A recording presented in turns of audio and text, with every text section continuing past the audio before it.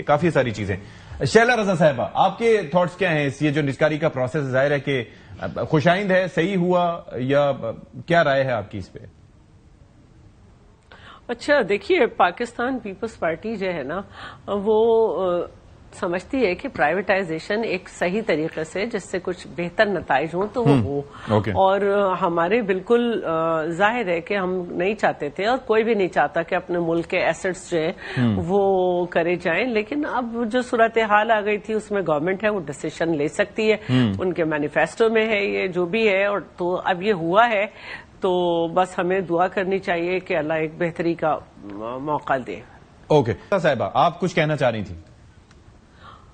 دیکھیں، ایک تو مشرف کے دور والی بات افنان نے کی، لیکن ہمیں یہ بات یاد رکھنی چاہیے کہ جب ضیاء کے دور میں جو ہے ضیاء نے آ کے سب سے پہلے اس کو یہ شک ہوا کرتا تھا کہ جتنے بھی اپوائنٹمنٹ پیپلز پارٹی کے دور میں ہوئے ہیں وہ سیاسی اپوائنٹمنٹ، اس نے ان کو نکالا تو پھر بعد میں ان کو رکھا گیا. پھر اسی طرح مشرف نے بھی نہ صرف نکالا، اس طرح وہ جہاز والی جو بات کی افنان نے وہ، پھر اگر آپ انٹرنیشنلی اور انٹرنیشنلی آپ اپنی فلائٹ کے بجائے الگ لوگوں کو لینڈنگ رائٹس دے رہے ہیں کہ حج آپریشنز بھی دوسری فلائٹ کریں گی، اس کے علاوہ آپ کے انٹرنلی بھی جو ہے وہ غیر ملکی فلائٹس چلیں گی، تو اس سے آپ کی ایئر لائن کو نقصان ہوگا.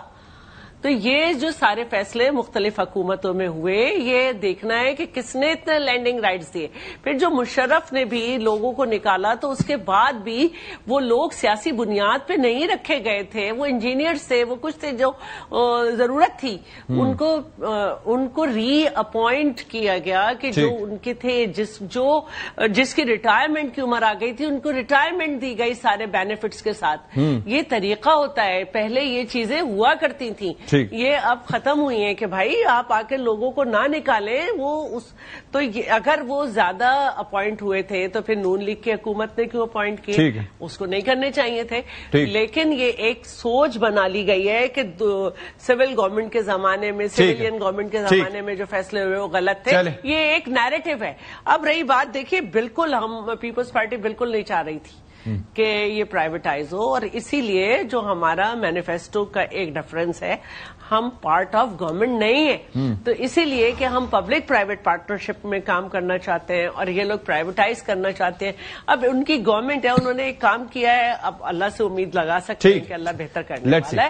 لیکن ایک کوشچن آیا تھا اسمبلی میں سحر کامران کی طرف سے، اور اس میں باقاعدہ یہ جواب دیا گیا تھا کہ پہلی بڈ جو 10 ارب روپے کی آئی تھی اس میں کتنا خرچ ہوا تھا. تو وہ افنان پڑھ لیں تو زیادہ اچھا ہوگا، میں ڈیجٹ ادھر ادھر کر دوں. جو بڈ آئی تھی اس میں تو 10 ارب روپے کا ہوا ہے، تو وہ تو ٹھیک اس لیے نہیں ہوا کیونکہ وہ ریزرو پرائس ہی میٹ نہیں ہوئی نا. ٹھیک ہے. ہاں، اس میں خرچ اپنا ہو گیا تھا، گلاس 12 آنے کا ٹوٹ گیا تھا. بالکل.